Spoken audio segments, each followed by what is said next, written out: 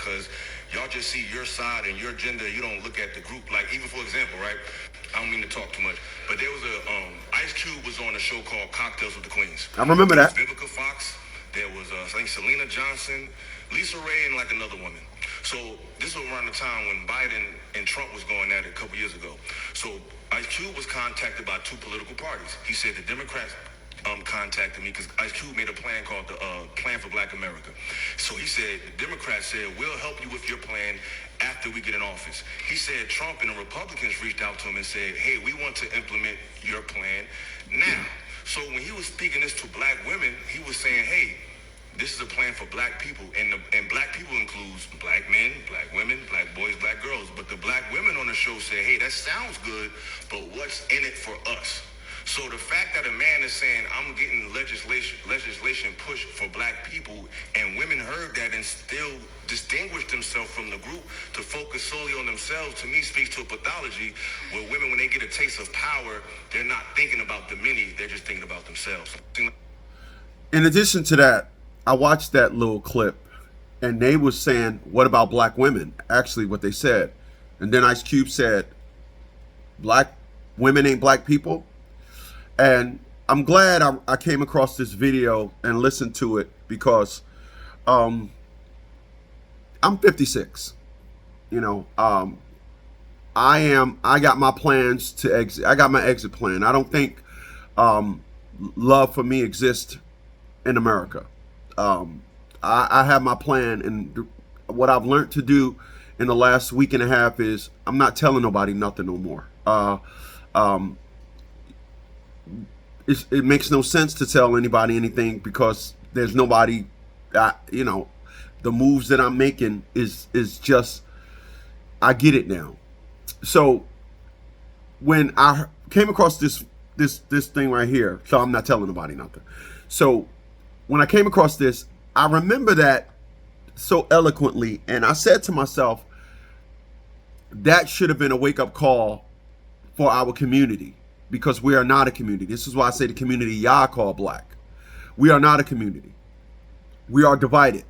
We always will be divided. We will never be together. For all the individuals out there that are married, for all you individuals that are engaged, I haven't had a woman to show me that a man is first. Every woman that showed me, I was shown 3 or 4 levels down. And I'm gonna end it with this. A woman could have been done wrong by every man that she's been in a relationship with. A man will know and she can tell a new man that he's dated, and that new man will have compassion and see to it that he never give her any reminders of her past traumas. When a woman hear a man talk about their traumas, they consider you weak. They consider you not strong. They consider you whining and needy. They consider you needy. This is why I make sure I always put issues that I have with. I know how to make sure a woman not stay interested in me. A black woman. Just keep talking about my problems that I have, and that will keep them. When you say things like, "Hey, let's do this," they'll already have plans. You could listen.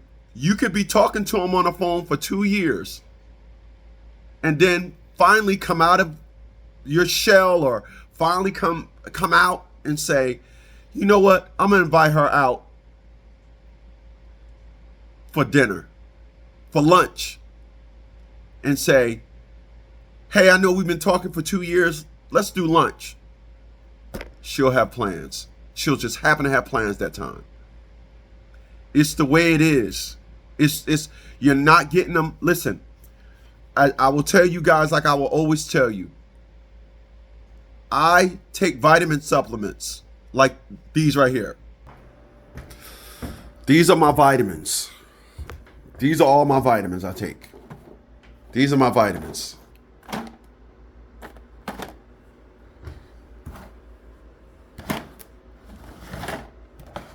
These are all my vitamins. Every day. Every day. Every day. Every day. This is baking soda. I just put it in one of them old cart. This is baking soda. I take 2 tablespoons of baking soda every day. Every day. Every day.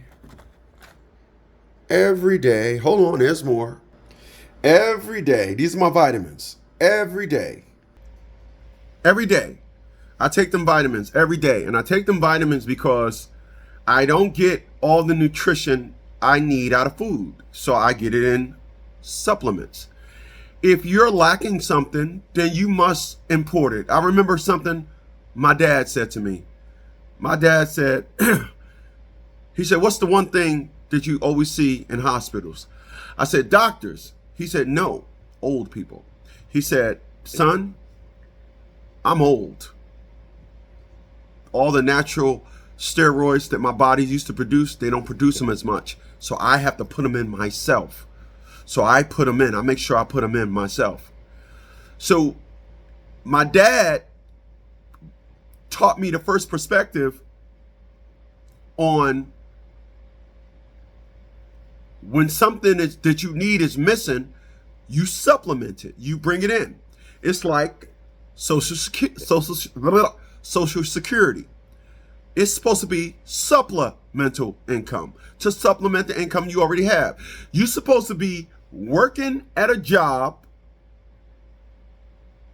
get a pension from that job, and then that pension and Social Security make sure you're doing okay. Individuals ain't doing that. They're out here just working. They're out here just doing whatever. They're out here doing nothing, and they don't have both.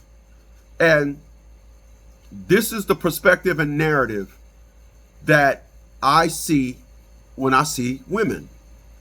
I see women avoiding their strong part.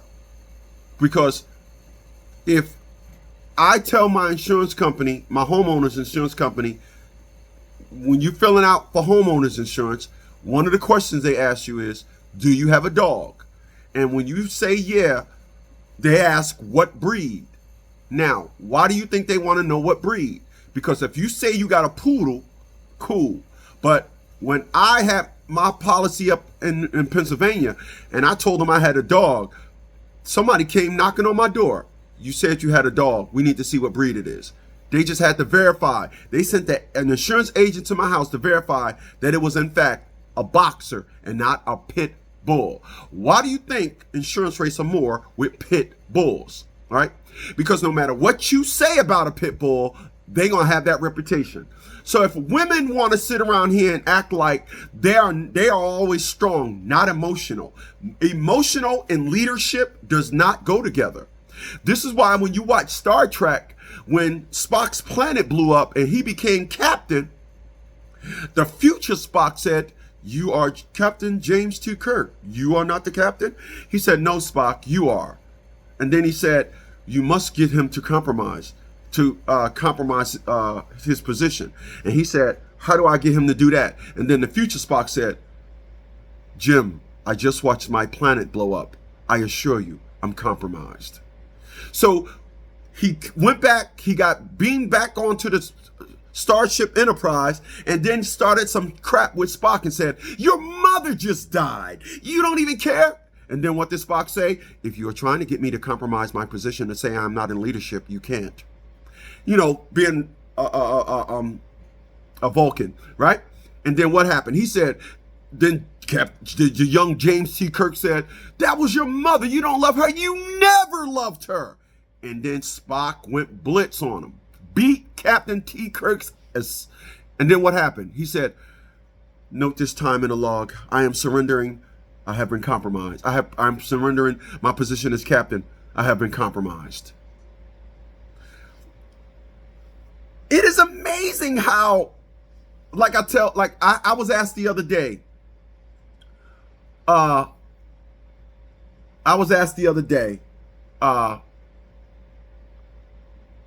do you become more spiritual? And I said, extract yourself from the physical.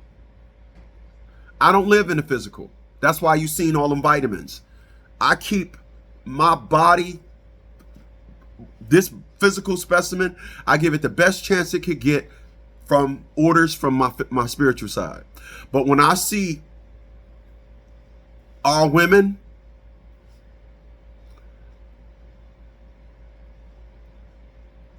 I find it amazing, because the sisterhood is a cancerous society. The sisterhood is not as they want to try to make it appear to be.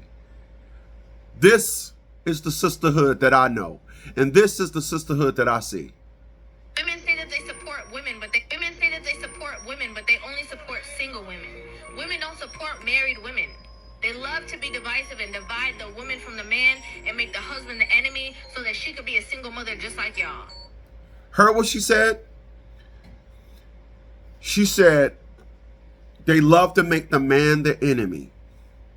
And if women get together for the sole purpose to simply make man the enemy, why are you comfortable with your wife having friends, knowing that that's what they're doing?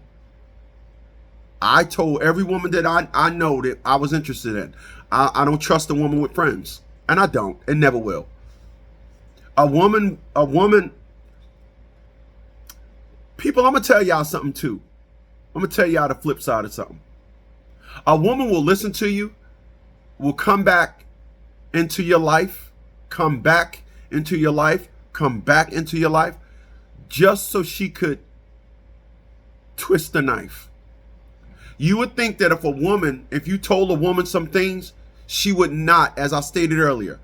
A woman could tell a man that she has been, a woman could tell a man that she has been, a man would see to it that he never bring her in touch with none of her traumas. A woman will listen to a man say something, and then he'll say to her, "You bringing me a plate? I only made enough for me and my girlfriends." That when you meet a woman that will articulate and mirror some of your concerns back to you, stay away from that woman. And like River just said, that's the sisterhood. They don't get together and build nothing. All you hear them say is, "That's why I don't have no female friends." You never hear men say, "That's why I don't have no male friends." You know why? Because men always are in the same like-minded individuals. We always in the same like-minded. We don't have, like I say, an intellect don't have a gangbanger as a friend. It ain't like that with women. All the sisterhood, the only membership for the sisterhood is be a black woman. That's it. There's no curriculum of strength. It's all the man is the enemy. And a woman will sit down there and just hear you say that and then brat and tell you, "Well, our event have to take a back seat because of my friends." 732-875-9111. You need a consultation? Text $50 consultation. I'm ready when you're ready. Information will be below the video.